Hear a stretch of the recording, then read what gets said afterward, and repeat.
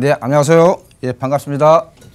네, 대표님 반갑습니다. 오늘도 힘차게 많은 분들의 부동산 고민 좀 해결해 주시기 바라겠습니다. 자, 부동산 고민 해결 전에요. 저희가 부동산에 있어서 좀 좋은 전략부터 좀 짤 수 있는 정보들 좀 얻어가 가보도록 하겠습니다. 자, 오늘부터 또 이정찬 대표님과 함께 만날 수 있는 코너인데요. 부동산 시장에 대해서 대표님께서 비밀을 알려주신다고 하거든요. 대표님 어떤 비밀일까요? 예. 자, 제가 오늘은 그동안 정부가 2017년부터 다주택자에 대한 관리 차원에서 주택임대사업자에 대해서 상당히 많이 권장을 해줬습니다. 이런 주택임대사업자 권장을 하다 보니까 주택임대사업자가 기하급수적으로 많이 지금 증가가 됐습니다. 그에 따른 혜택을 주는 반면에 어떤 의무 규정이 있습니다.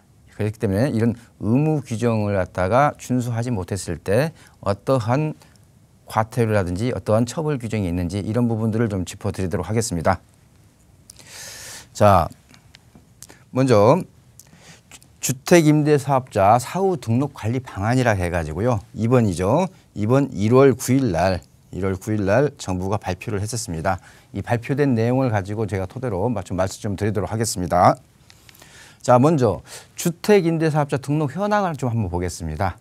등록 현황을 봤을 때, 자, 이렇습니다. 우리가 2012년도에 주택임대사업자를 등록한 게 한 전국적으로 한 40만 채, 그다음에 임대사업자 숫자는 한 5만 4천 명, 이 정도 수준이었습니다. 자, 그러면서 지금 작년 말 기준으로 무려 임대사업자를 등록한 인원은 무려 한 8배가 증가했고요. 그래서 한 40만 7천 명이 되겠고요. 주택임대사업자로 이게 등록한 주택 수만 보더라도 136만 2천 채가 되겠습니다. 그렇기 때문에 굉장히 짧은 기간에 많이 등록을 했습니다. 이렇게 많이 등록하게 된 배경은 어떤 세금적인 측면의 어떤 절세 효과도 있습니다만은 정부가 2017년 말에 임대주택 등록을 하는 사람한테 이런 인센티브를 주겠다 해서 어떤 활성화 방안을 했습니다. 그렇게 하게 된 배경은 뭐죠? 국회에서도 서로 이게 논의가 있었습니다만은 전월세 상한제를 실시를 할 거냐를 두고 여야 간의 입장차가 좀 심했었죠. 그런데 주택임대사업자를 등록을 하게 되면 자연스럽게 전월세 상한제를 실시하는 효과를 직접적으로 거둘 수가 있겠죠. 또한 임대소득에 대한 과세에 대해서도 어느 정도 세원이 투명해지는 그런 측면이 있겠습니다. 그러다 보니까 임대주택 이렇게 활성화 방안 이후에 주택임대사업자한테 관심도 많아졌고 특히 파리 대책에서 다주택자에 대한 양도세 중과가 실시되면서 더 많은 어떤 초점을 받을 수밖에 없었던 제도입니다. 자, 그런데 최근 같은 경우는 작년 10월부터 12월 사이에 임대주택 등록이 또 한 번 더 증가됐습니다. 또 작년 4월 이전에 한 번 또 3월 달에 대폭 증가가 됐습니다. 자, 그러면 왜 그러냐? 임대사업자에 대한 혜택이 너무 과도하다는 그런 논란이 있어가지고 혜택을 점진적으로 하나하나씩 좀 줄여나가고 있습니다. 그렇기 때문에 그런 혜택이 축소되기 전에 좀 막차를 타시는 그런 분들이 있다 보니까 작년 4분기에 집중적으로 좀 많이 늘었습니다. 그런데 여기서 한 가지 우리가 이런 주택임대사업자가 대폭 늘었다. 거기서 이런 수치만 보고 우리가 보면 안 되겠고요. 이런 측면을 보셔야 됩니다. 자, 긍정적인 측면이 있고 부정적인 측면 두 가지가 존재한다는 겁니다. 자, 긍정적인 측면은 전월세 상한제를 실시를 하는 그런 효과가 있기 때문에 주택 임대차 시장이 좀 안정될 수 있다 하는 그런 측면에서는 긍정적인 요소입니다. 그렇지만은 부정적인 요소는 뭐가 되겠습니까? 자, 우리가 주택 임대사업자를 등록을 하게 되면은 기본적으로 의무 보유 기간이 짧게는 5년, 길게는 10년입니다.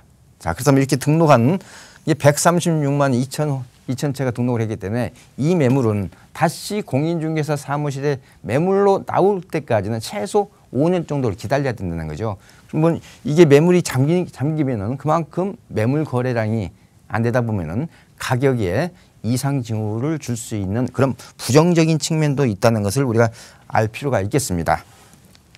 자, 그러면 금년부터 좀 혜택이 좀 축소되는 게 뭐가 있느냐 해서 한 4가지 정도 정리해서 말씀 좀 드리도록 하겠습니다. 자, 혜택 축소 내용은 작년 4월 1일 이후에서 8년 임대를 하지 않으면은 종부세 합산 배제 혜택을 볼 수가 없습니다. 우리가 종전에는 5년 이상 임대를 하는 경우 종부세 합산 배제를 받는데 그렇기 때문에 이제는 8년 임대 따라서 단기로 등록하시는 게 현재로서는 실익이 없다고 보시면 되겠습니다. 그렇게 보시면 되겠고요. 그다음에 작년 9.13 조치죠. 9월 13일 이후에 매매 계약을 체결한 것도 해당이 되고요. 그리고 특히 지역이 조정 대상 지역입니다. 조정 대상 지역이 아닌 지역은 상관이 없다는 얘기죠. 이렇게 신규 취득을 해가지고 했을 때 양도세가 중과된다. 그래서 10 내지 20%가 중과가 된다라고 보시면 되겠습니다. 자, 그렇지만은 장기 보유 특별공제를 받으시고 나머지에 대해서 중과된다고 이렇게 이해를 하시면 되겠습니다. 또한 작년 9.13 조치에서 매매 계약 기준으로 기준시가에 상관없이 종부세가 합산된다. 어느 지역에서요? 이것도 역시 마찬가지입니다. 조정 대상 지역입니다. 자, 그리고 마지막으로 우리 시청자들이 잘 알지 못하는 사항이 하나 있습니다. 자, 올해부터는 1가구 1주택으로서 양도세 감면 규정이 평생 한 번만 해당된다 하는 얘기는 뭐냐면요. 주택임대사업자인 경우에 한하는 겁니다. 주택임대사업자, 예를 들어서요. 주택임대사업자가 A, B, C 이렇게 있는데 B, C는 등록을 했다면은 A에 대해서는 우리가 1가구 1주택으로서 양도세 비과세를 받을 수가 있는데 이런 혜택을 평생 한 번만 주어지게 된다 하는 점입니다. 그래서 금년부터 지금 혜택이 축소된 게 크게 한 4가지가 되겠습니다. 자, 그러면은 이렇게 임대사업자가 많아졌기 때문에 이번 1월 9일 날 발표한 이제 의무 규정을 준수하지 않았을 때 어떠한 처벌이 있는지 그 부분을 좀 말씀 좀 드리겠습니다. 먼저 우리가 임대 의무 기간 중에 임대 의무나 양도 규정이 있습니다. 양도 규정인데 자, 본인이 거주하거나 고의적으로 미임대를 하면 안 됩니다. 의무 임대 기간에. 또한 미신고 후 임대사업자 간에 양도하는 것도 허용이 안 됩니다. 그다음에 미신고 후 양도인데 이것은 이제 의무 임대 기간이 경과한 후에 양도하는 건데 신고를 하지 않은 경우. 그다음에 의무 임대 기간 내에 허가 후 양도입니다. 자, 이런 경우도 과태료가 1,000만 원입니다. 1,000만 원. 이게 이제 변경 전입니다. 그리고 이건 물론 호수별이고요. 그런데 이제 이번에 올해부터는 이런 과태료 체계가 좀 변경이 됩니다. 좀 중대하다고 하는 것은 좀 올리고요. 좀 경미하다고 하는 것을 좀 내리는 사항이 되겠습니다. 그래서 본인이 거주한다든지 허가 후 의무기간 내에 양도하는 경우 같은 경우는 과태료 5,000만 원 이하로 대폭 인상을 했고요. 그다음에 좀 미미하다고 생각되는 미신고 후 양도 사항 같은 경우는 100만 원으로 과태료를 대폭 낮췄습니다. 자, 그리고 이제 임대료 준수 규정이 있습니다. 말 그대로 5%를 초과하지 못하는 임대료 의무 규정이 있죠. 1차 위반 500, 2차 700, 1000이었는데 최고 3,000만 원까지 올렸습니다. 자, 그다음에 임대주택 등기제도라는 게 있습니다. 즉 임대사업자인 것을 어떻게 설명할 의무가 있어야 되는데 그게 잘 안 되기 때문에 현재 지금 국회에 발의가 되고 있는 상황입니다. 즉 등기부 등본에 이 주택은 임대사업자가 등록된 주택입니다 하고 이렇게 부기등기를 할 수 있는 제도가 되겠습니다. 자, 이 제도는 아직 논의가 되고 있는 제도고요. 자, 그다음에 취득세를 감면받았죠. 취득세를 감면받았으면은 과태료 처벌이었는데 이제 사후 추진 계획까지도 논의가 되고 있습니다. 아까 말씀드렸던 임대주택 등기제도 지금 부기등기를 하는 게 검토되고 있는데요. 이 경우는 기존의 임대사업자를 이미 등록하신 분은 2년간 유예를 해줄 거고요. 자, 이런 제도는 그렇다면은 이제 임차인 입장에서는 상당히 유리한 조건, 즉 8년 동안 이사 가지 않고 5%씩만 인상해주면서 거주할 수 있는 이제 그런 권리를 행사가 가능하겠습니다.